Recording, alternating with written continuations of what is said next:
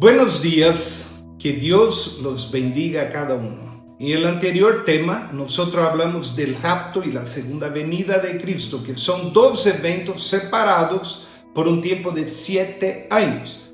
El rapto ocurre en cualquier momento, en un momento inesperado. De ahí vienen 7 años de tribulación en la tierra, y en ese tiempo será la condenación de la gran ramera en la tierra. Y por 7 años la iglesia, la novia de Cristo, estará con Él en el paraíso. En esos 7 años hay 2 eventos importantes allá en el paraíso. Uno, el tribunal de Cristo. Y el segundo, las bodas del Cordero. Por cuestión de tiempo y día, solo vamos a hablar de las bodas del Cordero. En una próxima oportunidad vamos a hablar específicamente acerca del tribunal de Cristo. Y mientras esos 7 años, la esposa de Cristo estará en el paraíso con Él. En la tierra habrá 7 años de tribulación, 7 años de la gran ira de Dios siendo derramada sobre la tierra, y también la condenación de la gran ramera. ¿Qué son las cenas en las bodas del Cordero? Apocalipsis 19, del 6 al 9 habla así: y oí como la voz de una gran multitud, como el estruendo de muchas aguas, y como la voz de grande estruendo que decía: aleluya, porque el Señor nuestro Dios Todopoderoso reina. Gocémonos y alegrémonos y démosle gloria, porque han llegado las bodas del Cordero y su esposa se ha preparado. Y a ella se le ha concedido que se vista de lino fino, limpio y resplandeciente, porque el lino fino es las acciones justas de los santos. Y el ángel me dijo: escribe, bienaventurados los que son llamados a la cena de las bodas del Cordero. Estas son palabras verdaderas de Dios. Aquí el ángel dice: bienaventurados los que son llamados a la cena de las bodas del Cordero. Si hubiera un gran matrimonio, el matrimonio de un príncipe de Inglaterra, un matrimonio quizás de un hombre muy millonario, y tú fueras invitado, sería un gran honor.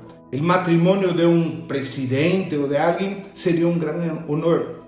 Aquí tú estás siendo invitado a las bodas del Cordero, a las bodas de Jesús con su novia, que es la iglesia. El concepto de la cena de bodas es mejor entendido a la luz de las costumbres judías en la época de Cristo. Y para que tú entiendas un poco eso, las bodas tenían 3 etapas principales. Primero se hacía un contrato de matrimonio que era firmado por los padres de la novia con los padres del novio. Y los padres de la novia pagaban dote al novio o a su padre. Eso daba inicio a lo que llamaba el periodo de los esponsales, lo que ahora conocemos como compromiso o noviazgo. Este periodo era en el que se encontraba José y María cuando se halló que él estaba encinta. Aquí nosotros podemos ver en Mateo capítulo 1, que dice así, versículo 18: el nacimiento de Jesucristo fue así: estando desposada María su madre con José, antes que se juntasen, se halló que había concebido del Espíritu Santo. Antes de que se juntasen, era una virgen pura, inmaculada. Pero aquí nosotros vemos que dice que estaba desposada. Significa que estaba comprometida con José. Y ahí vino el ángel y le aparece en sueño y le dice: no temas recibir a María tu mujer. No temas casarte con ella, no temas entrar en matrimonio con ella, porque lo que en ella es engendrado del Espíritu Santo es. Y darás a luz un hijo y le llamarás su nombre Jesús, porque él salvará a su pueblo de sus pecados. Aquí nosotros vemos que María estaba comprometida con Jesús. La segunda etapa en el proceso ocurría más o menos un año después, cuando el novio, acompañado por sus amigos varones, iban a la casa de la novia a medianoche, en la noche, creándose un desfile con antorcha que iba a través de las calles. La novia sabía con anticipación que esto iba a suceder. Así que ella estaba preparada con su doncella. En la Biblia hay la parábola de las 10 vírgenes, que no eran 10 esposas, eran 10 vírgenes que tenían que entrar en bodas junto con la novia. Y todas ellas se unían a la novia en un desfile que terminaba en la casa del novio. Nosotros vemos eso, habla en Mateo capítulo 25, del versículo 1 al 13, que habían 10 vírgenes esperando al novio, pero las 10 estaban dormidas.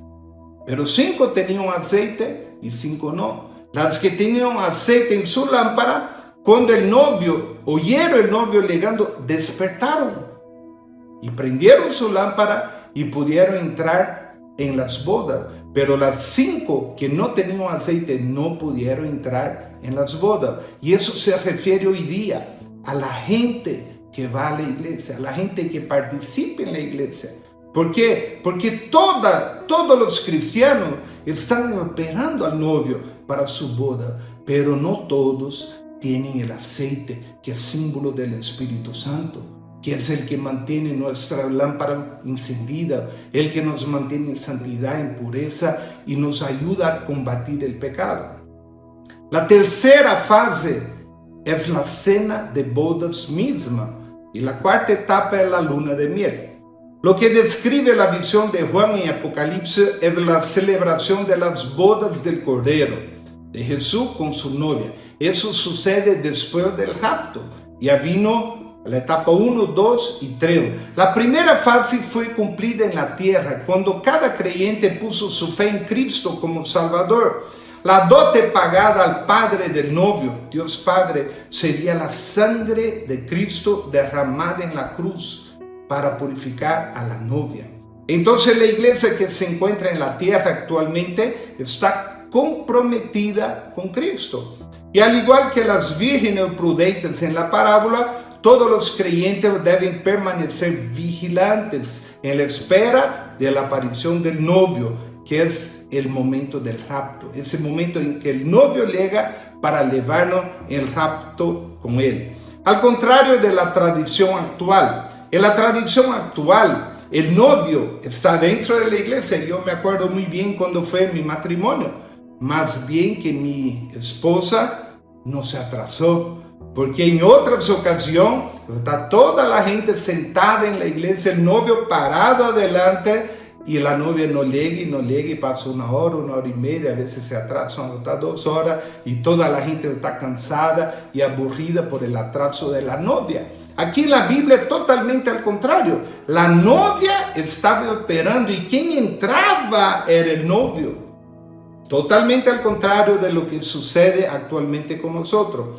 La segunda fase simboliza el rapto de la iglesia, que significa el paso sacado por fuerza, llevado por la fuerza.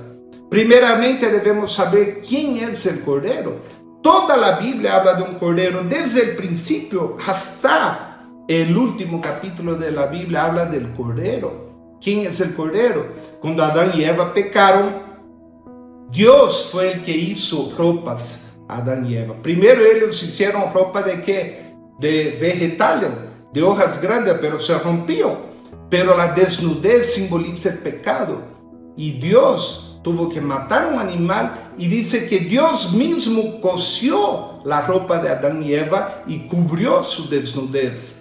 Nosotros vemos Caín y Abel, que Caín ofrendó y ofreció holocausto a Dios con una oveja. Y Caín tuvo envidia de Abel y lo mató por eso. Pero la Biblia dice que la ofrenda, y miró Jehová con agrado a Abel y su ofrenda. ¿Era una ofrenda de qué? De un cordero. Noé, después del diluvio, sacrificó un cordero. Cuando Dios pide a Abraham que sacrifique a su único hijo, Isaac, cuando él iba a ser sacrificado, viene un ángel y dice, no lo hagas. Y él ve un cordero que estaba ahí. Y ese cordero era la figura de Jesús que murió en lugar de Isaac. Es figura de Jesús que murió por ti y por mí. En la institución de la Pascua, vemos que Dios manda separar un cordero sin mancha y sacrificarlo para cubrir el pecado del pueblo. En Éxodo 12 explica claramente eso y dice que esa costumbre debía ser hecha como perpetuamente, ¿no? Ese mandamiento siguió hasta el tiempo de Jesús, porque mientras el cordero estaba siendo sacrificado por los sacerdotes, Jesús estaba siendo crucificado en aquella cruz por ti y por mí. Cuando Juan Bautista encontró con Jesús, la primera cosa que él dijo fue: he aquí el Cordero de Dios que quita el pecado del mundo. Él reconoció a Jesús. La primera vez cuando Juan Bautista vio a Jesús, él dice: he aquí el Cordero de Dios que quita el pecado del mundo. En Zacarías 3:9 dice que Dios quitaría el pecado del mundo en un día. ¿Cuándo fue eso? El día que Jesús murió. Ese sacrificio del Cordero no era celebrado solo antes de Jesús, desde Abel. Caín y Abel. Caín sacrificó vegetales y a Dios no le agradó. Abel sacrificó el Cordero. Desde ahí hasta Jesús fue continuamente celebrado el sacrificio de un Cordero. Después que Jesús murió, hoy día nosotros entendemos que Él fue el Cordero que fue sacrificado, que murió en la cruz por ti y por mí. Pero eso no va a ser solo hasta la venida del Señor. Ese evento de celebrar y adorar al Cordero, nosotros vamos a hacer con Él perpetuamente. Inclusive en la Santa Cena dice: haced eso en memoria de mí. Cuando vamos a compartir la Santa Cena, es hacerlo en memoria de Él que murió por nosotros. Entonces, en 1 Pedro capítulo 1, versículo 18, habla que el Cordero fue presentado no como un plan B, no simplemente porque el hombre pecó, entonces Dios va a decir: ahora tengo que hacer un plan B, tengo que hacer otro plan para salvar a la humanidad. Aquí en 1 Pedro 1, 18 adelante dice: sabiendo que fuisteis rescatados de vuestra vana manera de vivir, la cual recibiste de vuestro Padre, no con cosa corruptible como oro y plata, sino con la sangre preciosa de Cristo, como de un cordero sin mancha. La sangre preciosa de Cristo como de un cordero sin mancha y sin contaminación. Y dice así: ya destinado desde antes de la fundación del mundo, pero manifestado en los postreros tiempos por amor de nosotros. Entonces mire, no fue un plan B. Cuando Dios creó los cielos y la tierra, cuando Dios creó a Adán y Eva, Él ya estaba pensando en un cordero que iba a morir por ti y por mí. Él ya tenía el plan de salvación hecho para ti y para mí. Y era la única manera. ¿Qué son las bodas del cordero? En primer lugar, debe prestar atención. Hay antecedentes de esa boda. ¿Qué sucederá antes que se celebre esas bodas? La primera fase, como le dije, el pago del dote, que fue cuando Jesús vino y pagó el dote con su sangre. Como hemos leído en 1 de Pedro, que ese dote fue pagado, aquí dice, con la sangre preciosa de Cristo. No fue con oro, no fue con plata. Esa dote pagada por la novia fue con la sangre preciosa de Cristo, como de un cordero sin mancha. Esa fue la primera etapa, la dote pagado. La segunda parte es el rapto, cuando Jesús viene y lleva a su novia, lleva en un rapto por fuerza. Y la tercera etapa es la cena de las bodas del Cordero. ¿Cuándo sucederá eso? Después del rapto, cuando en la tierra haya gran tribulación, nosotros estaremos 7 años en el paraíso con el Señor. Y ahí es importante entender eso, que primero debe ser destruida la usurpadora, la gran ramera que habla en Apocalipsis. Cualquier iglesia que ponga cualquier otro método de salvación en lugar de la justificación por la fe en Cristo es la iglesia ramera, donde los sacerdotes humanos ocupan el lugar de Jesús, teniendo poder hasta para perdonar los pecados. Cuando dice, a partir de ahora, debido al coronavirus, los pecados de todo el mundo son perdonados. Eso solamente puede hacer Dios. Donde el perdón también puede ser comprado. Donde pueda pagar un dinero y te da un papel, un título de que esa persona está perdonada. Donde el sacrificio son con una ofrenda de dinero. Donde la manera de pactar con Dios es a través de llevando una gran ofrenda de dinero. Donde los sacramentos son exaltados como medio de la generación y no el Espíritu Santo y no la sangre del Cordero. Allí la iglesia ya no es más una casta virgen para Cristo, sino que se ha transformado en una ramera o una prostituta. En Ezequiel capítulo 23 habla así, que esta ramera era aquella que llevaba a la gente a adorar imágenes. Mire lo que habla en Ezequiel capítulo 23. Ezequiel 23 dice así, que aquí había, el Señor da ejemplo de dos hermanas, una que se llamaba Ahola, que significa tabernáculo en ella, y la otra Aholiba, que significa mi tabernáculo en ella. El versículo 7 dice, se prostituyó con ellos, con todos los más escogidos de los hijos de los asirios, y con todos aquellos de quienes se enamoró, se contaminó con todos los ídolos de ellos. Cuando aquí habla de la gran ramera del Apocalipsis, en toda la Biblia, en muchos lugares, se refiere la fornicación con la idolatría. Aquí dice así, se prostituyó con ellos y se contaminó con todos los ídolos de ellos. El versículo 39 dice, sacrificó sus hijos a sus ídolos. El versículo 43 dice, respecto de la envejecida en adulterios, todavía cometerán fornicaciones con ella y ella con ellos, porque han venido a ella como quien viene a mujer ramera.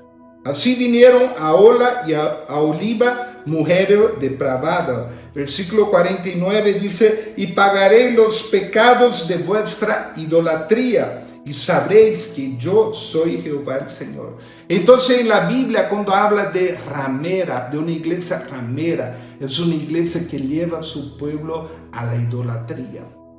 Cuando hablo de idolatría, no es solamente adorar una imagen. Hay muchos tipos de idolatría. Hay mucha gente que idolatra su dinero, idolatra su bien. ¿Qué significa idolatrar? Poner en primer lugar antes que Dios. Y en Apocalipsis 18 habla también de la condenación de la gran ramera. Apocalipsis capítulo 17 habla aquí, versículo 5, y en su frente tiene un nombre escrito, un misterio, Babilonia la grande, la madre de las rameras y de las abominaciones de la tierra. Vi a la mujer ebria de la sangre de los santos, una iglesia que perseguía a los santos, y de la sangre de los mártires de Jesús. Y cuando la vi, quedé asombrado con gran asombro. Y el capítulo 18, del versículo 3 y 4, dice, porque todas las naciones han bebido del vino del furor de su fornicación. Acuérdense, fornicación se refiere a idolatría. Y los reyes de la tierra han fornicado con ella, y los mercaderes de la tierra se han enriquecido de la potencia de su deleite. Y oí otra voz del cielo que decía, salid de ella, pueblo mío, para que no seáis partícipes de su pecado, ni recibáis parte de sus plagas. Salí de ella, dice el Señor. Salí de la idolatría para que no seáis partícipes de su pecado, dice el Señor. El Señor está haciendo un desafío todavía a su pueblo, al pueblo que él ama, de que deje de ser esa prostituta y que venga a ser una esposa de Cristo. El hombre que busca a la prostituta en solo su momento de placer, un hombre que solamente quiere desear su momento de placer, no valora ni honra a su esposa, su ayuda idónea, la madre de sus hijos. Hoy hay muchos que van a la iglesia, a la esposa de Cristo, buscando solo momentos de placer. Presta atención, hay muchos que van a la iglesia buscando solo momentos de placer. Y cuando escuchan un pastor hablando que hay que dejar el pecado, que hay que dejar la pornografía, que hay que dejar las costumbres del mundo, se enojan y dicen, no, me voy a otro lado porque allá hablan de mí, allá no hablan lo que le agrada a su oído. Pero cuando llega a una iglesia que solamente hablan del amor de Dios, solo del amor de Dios, solo del amor de Dios, solo de prosperidad, ahí sí, esa es la iglesia donde quiero quedar. Esa persona solamente buscan su placer propio y se olvidan de la esposa que hace parte del sacrificio. La esposa participa en la lucha de la familia, en la dificultad, en mantener la familia, cuidar y criar a los hijos, cumplir los deseos del esposo de predicar el evangelio a todo el mundo. Mire lo que habla en Apocalipsis 22, 17. Dice así, y el espíritu y la esposa dicen, ven. Y el que oye diga, ven. Y el que tiene sed, venga. Y el que quiera, tome del agua de la vida gratuitamente. ¿Qué significa? El espíritu le habla a quién? A la esposa. La esposa tiene que cumplir la función de decir al mundo, ven a las bodas, entren a ser parte del cuerpo de Cristo, entren a ser parte de la esposa. Y dice que eso es gratuitamente. ¿Cuántas veces escuchamos a alguien decir, ay, fui a la iglesia pero no sentí nada en la alabanza? ¿Y por qué deberías sentir? ¿Acaso la alabanza es para ti? La alabanza es para Dios. Hay personas que solo buscan a Dios para ser prosperados, solo buscan a Dios para parar de sufrir. Venga Jesús y pare de sufrir. Algunas iglesias solo dicen, mire, cuando tú conozcas a Jesús no vas a tener sufrimiento, no vas a tener lucha, no vas a tener dificultad, tu vida será un mar de rosa. Pero Jesús mismo dijo, en el mundo tendréis aflicción, pero confiad en mí, porque yo vencí el mundo. Algunos solo buscan a Dios para ser feliz. Quieren el cielo, pero no quieren morir. Quieren entrar en el cielo, pero quieren vivir la vida de acuerdo a lo que quieren. En Romanos 8 habla muy completo acerca de eso, de la necesidad de morir para nosotros, para resucitar con Cristo. Quieren ver el cielo, pero quieren seguir disfrutando su deleite del pecado. Esos son los que buscan a Cristo como si fuera una ramera. Tal era el sonido de las voces de los redimidos aquí en Apocalipsis 19, que gritaban con honor, cantaban con honor el tiempo de las bodas del Cordero. Hay gozo en el cielo cuando un pecador se arrepiente. Hay gozo en el cielo, dice la Biblia, cuando un pecador deja de estar con la ramera del mundo y viene a ser parte de la novia de Cristo. Dice que hay fiesta en los cielos. Los ángeles se alegraban de fiesta en el cielo. Por eso dice aquí, gocémonos y alegrémonos, dice así el Señor. ¿Y no fue acaso esa la oración que hizo el Señor en Juan capítulo 17? Mire lo que la oración que hace el Señor en Juan 17. Versículo 1 y 2. Dice así, Padre, la hora ha llegado, glorifica a tu Hijo, para que también tu Hijo te glorifique a ti. Como le has dado potestad sobre toda carne, para que dé vida eterna a los que le diste. El versículo 24 dice, Padre, aquellos que tú me has dado, quiero que donde yo estoy, también ellos estén conmigo, para que vean mi gloria que me has dado, porque me has amado desde antes de la fundación del mundo. Aquí el Señor está hablando que Él quiere llevar a su novia con Él, a donde Él está. Él quiere que la novia de Él vea la gloria que Dios le ha dado. Entonces, para glorificar al Padre, Jesús murió como un sacrificio. Y para glorificar a Jesús, el Padre le entrega su iglesia redimida por la sangre del Cordero. Por eso Él dice, donde yo quiero que ellos también estén conmigo. Por eso Jesús dice, donde yo estaré por la eternidad, donde yo vivo, en el cielo, en el trono, yo quiero que ellos estén conmigo. El compromiso nupcial, el compromiso de las bodas, Él nos tomó para que fuéramos suyos y se entregó para ser nuestro. De tal manera que pudimos cantar, mi amado es mío y yo soy tuya. Esta era la esencia del matrimonio. Yo soy de él y él es mío. La preparación de la novia. Aquí habla que la novia se ha preparado.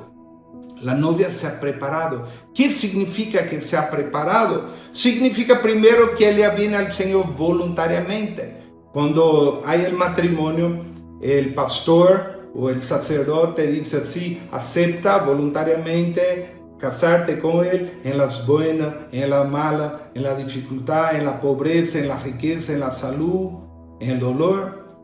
Acepto, bien. Entonces le pone condición para el pacto. Entonces, pero primeramente es voluntario.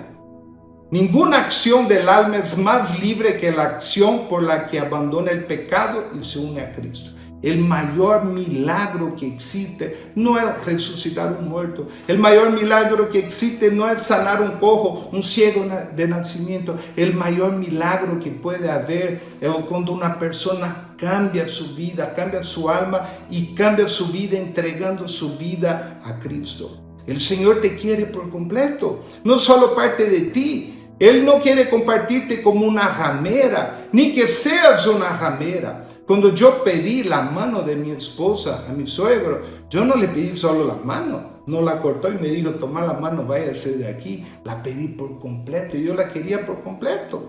En Marcos 12:30 dice, y amarás al Señor tu Dios con todo tu corazón, con toda tu alma, con toda tu mente, con todas tus fuerzas. Y este es el principal mandamiento. Y el segundo, amarás tu prójimo como a ti mismo. Pero aquí dice con todo tu corazón, con toda tu alma, con toda tu mente, con todas tus fuerzas. Si el momento de pedir a mi esposa en boda, yo le hubiera dicho, mire, yo te voy a dar 99% de mi corazón y 1% para aquella otra ramera, 1% para aquella otra muchachita. Él le hubiera dicho que no. Y si ella me hubiera dicho lo mismo, yo hubiera dicho que no. Uno quiere el todo, cuanto más Dios. Dios quiere todo de ti. Dios quiere todo tu corazón, significa todos tus deseos, todo lo que tú sientes. Dios quiere toda tu alma, todo lo que tú piensas, todo lo que tú razonas, toda tu mente y toda tu fuerza. Él no quiere 99% de ti. Antes de ser lleno del Espíritu Santo, yo cuidaba de andar en los caminos del Señor por miedo de ir al infierno. Sí, por miedo de ir al infierno. Pero cuando lo conocí de verdad, cuando mi espíritu se unió con el Espíritu Santo, yo empecé a buscar vivir una vida de santidad. ¿Por qué?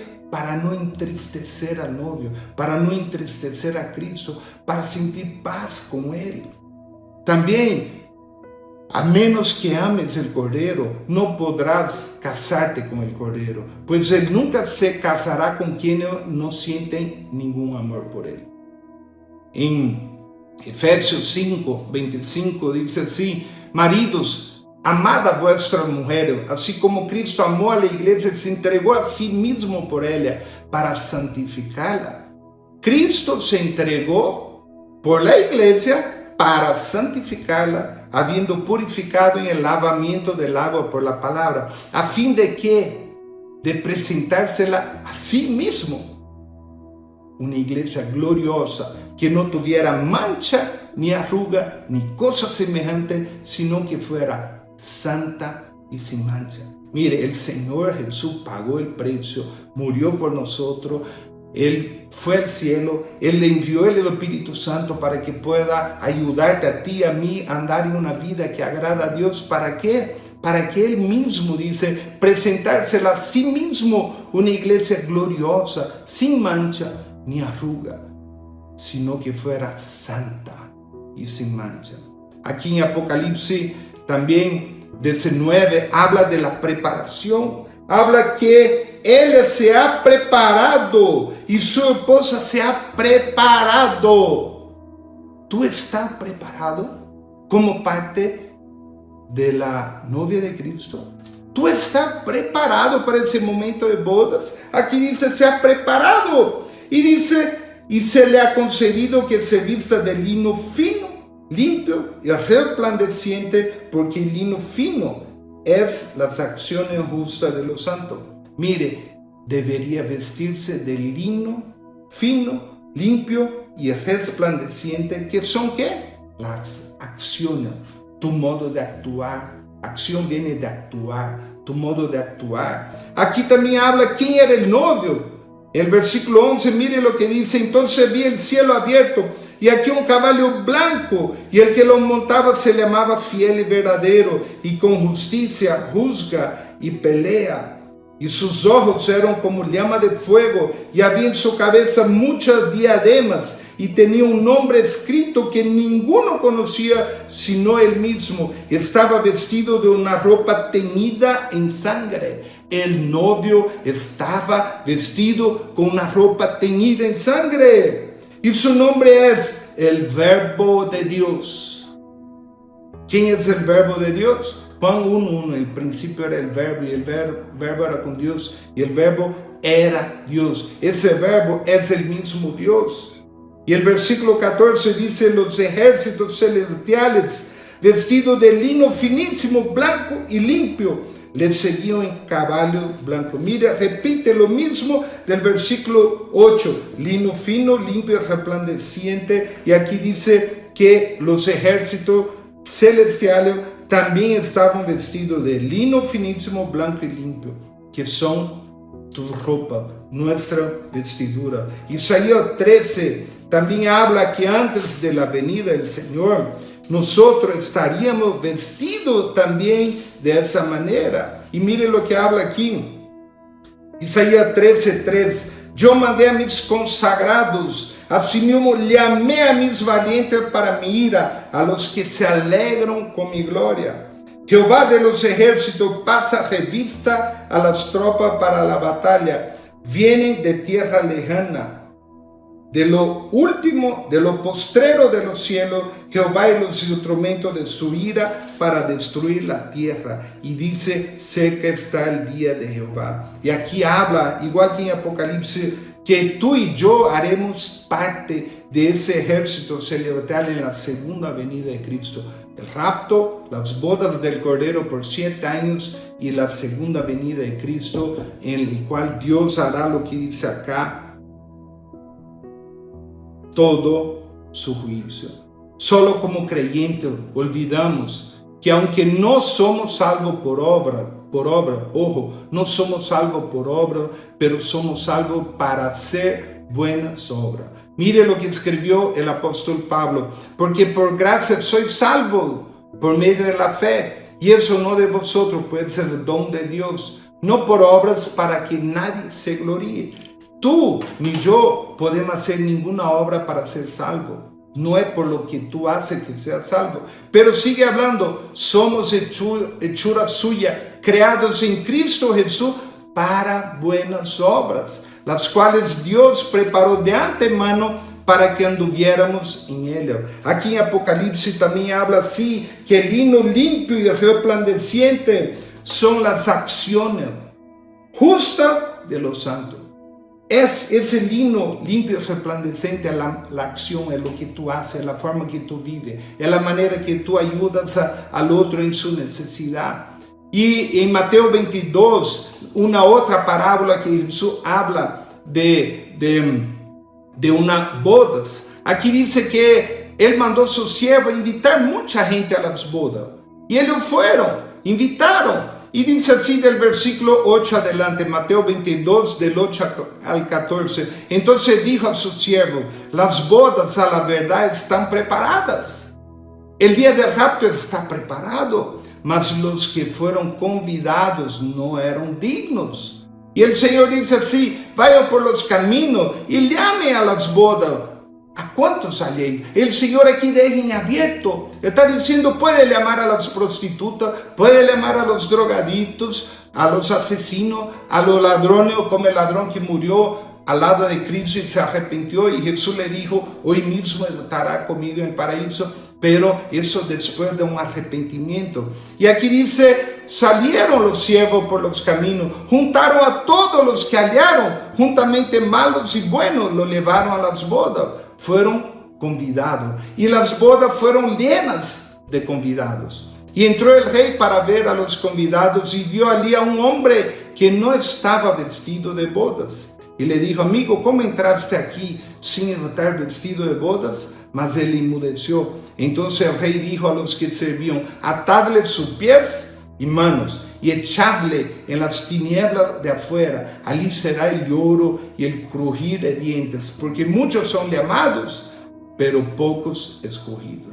El Señor no significa que si tú estás con las ropas, como dice aquí, vestiduras viles, sin ropa de bodas, que tú vas a ir en las bodas. Aquí es una manera del Señor hacerte entender a ti y a mí de que en las bodas no puede estar nadie con vestiduras viles. Y es por eso que el Señor habla aquí que nosotros debemos tener vestes limpas, resplandecientes. Quiero terminar en ese momento orando por tu vida.